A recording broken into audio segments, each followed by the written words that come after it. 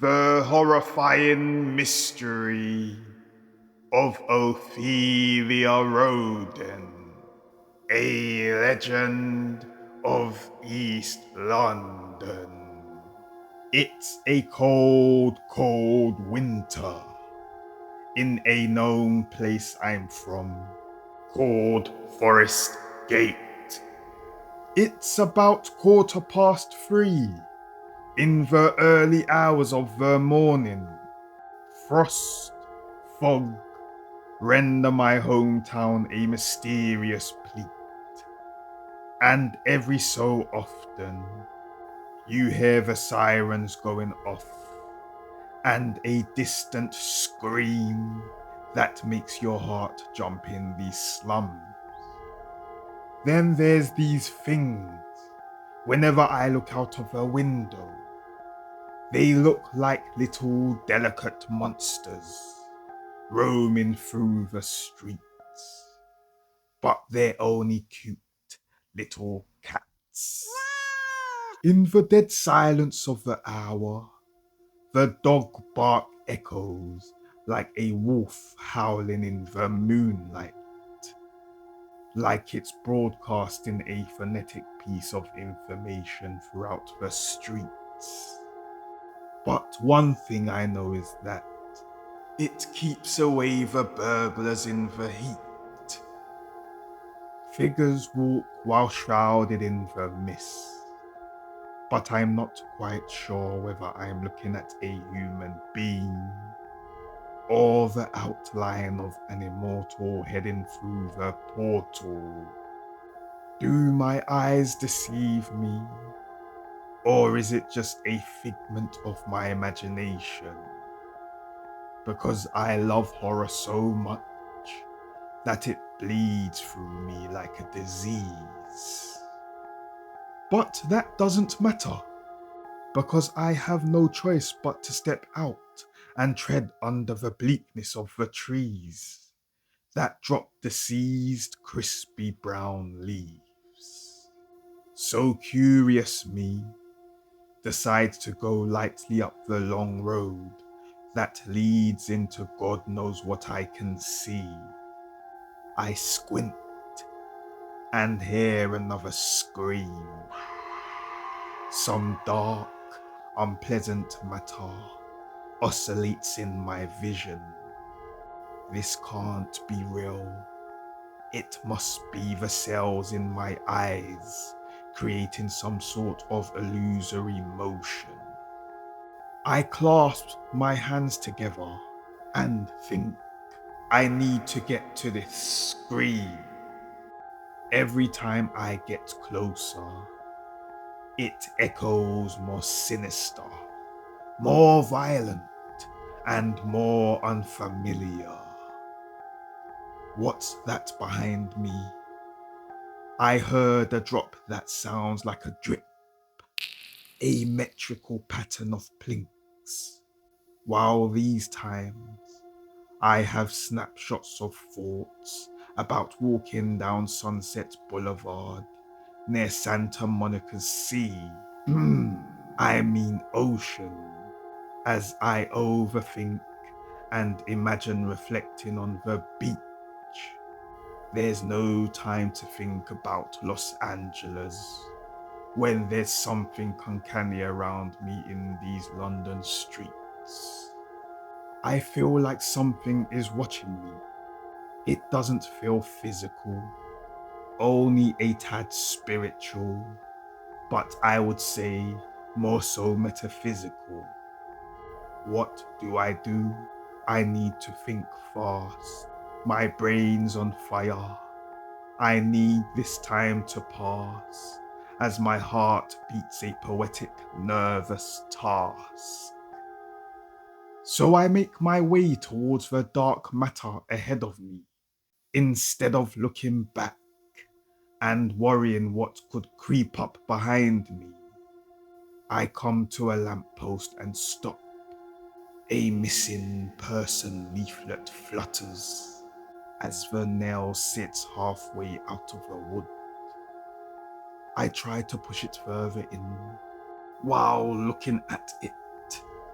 Ophelia Rowden is her name.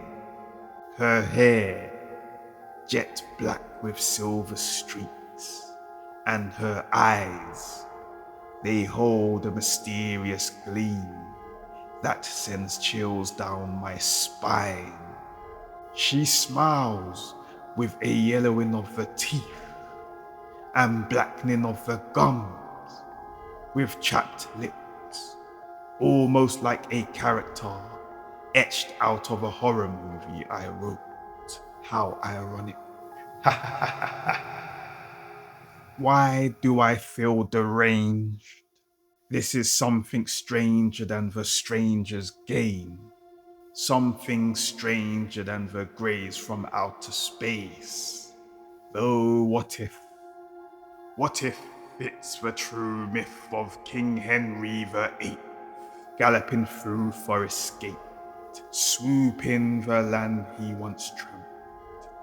And that's why we currently have this missing person. The 15th to the 16th century on Upton Lane, which was called the district of Upton back in those days. A house sits on the site of the Spotted Dog pub, a place that's maintained where Henry VIII had a hunting lodge. And believe me, this isn't a game. Anyway, a woman's voice behind me, with a slight echo, fills the gaps in the air as she speaks. I will smother you to dust, blow your ashes around, and scatter your spirit across these streets. I look around with protruding eyes and see nothing but fog. Or is that some strange off-white mist? You have no idea who you're playing with, madame, I say with a brave chest, although my knees buckle and my hands tremble. I take out my phone and shine the torch for anything that might help calm my nerves, for this may be a joke, but I don't think it is, as she laughs and iterates in a patronizing tone. Ha! You think I fear any wandering human being? The spirit sweeper is pernicious. You will have no choice but to search for your spirit, even in your dreams. I am still turning around in circles, looking to see if I can see anyone else coming up the street to settle my nerves, while I still insist on speaking back. Cast my name out of thy mouth. The streets sound mournful, the wind blowing with an easy whisper that makes me shiver but want to fall asleep. Or maybe this is the sound of her breath that wants to send me into an abysmal pitfall. There are no limits in this place that's treacherous, unless if you get swallowed by the weather's hardship. Rain, sleet, snow. When it's cold, all makes for a good hot cocoa at home. But no, I'm out here dealing with what I think is a ghost. Now it's all coming back to me. The terrifying stories of Ophelia. The record noises of her neck being cracked in the attic.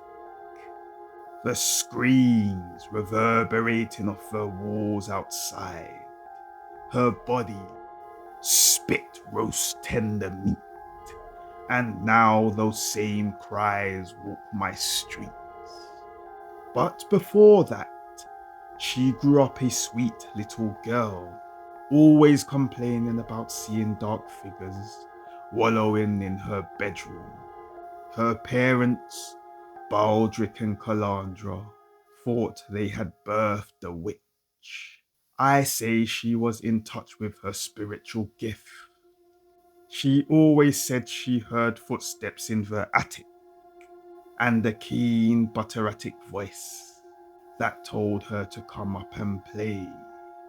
And whenever she walked into the hallway in the middle of the night, it peeked its head out from above and winked at her with a sinister smile in its eyes.